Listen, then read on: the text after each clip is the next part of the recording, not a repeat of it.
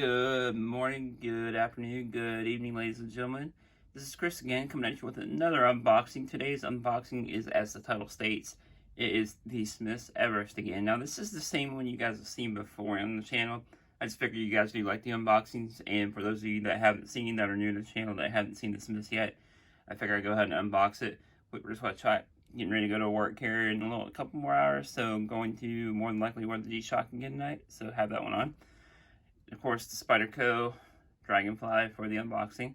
Now, this was kindly let in by my buddy George Rosas. He's been on my live stream a guest a bunch, guys. He's a good buddy of mine up in Chicago.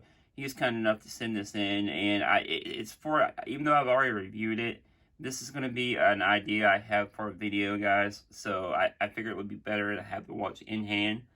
So that's why he was kind enough to send it in to me, guys. So I'll go ahead and do the unboxing real quick and show you guys what it looks like. Thank you again, George. I appreciate it, buddy. And I do know these are really popular amongst you guys. I do kind of want to pick one up myself, guys, at some point. So I may actually add one to the collection for $500 if you want to go back and look at my review on it. I have like a first impressions type video and a review on it if you want to go back and check that out, guys. It's got this pack pretty good. But yeah, that's in my archives, guys. It's been a couple months since I did that video. Like I said, I just have an idea. It will come soon for the video. I just have to review another watch. Got it packed pretty good, guys. And then, of course, it comes in from Time Factors. Now, Time Factors is the company. They bought out a couple different watch names. The Smiths was originally, I believe, a British brand, and it may still be, I believe, but it was mainly used a lot that I recently found out by the British government, which is pretty cool, and it's been featured in a couple different James Bond films. So I think that's pretty cool little history there, guys, besides the actual fact of going on Mount Everest.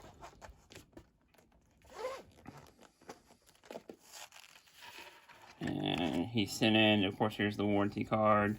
And he's sitting in on a NATO for a reason, guys. Thank you, Jorge. This thing is so versatile. Here is the watch itself. For 36mm size, this watch wears really well, guys. Sitting on this pretty cool kind of olive green strap.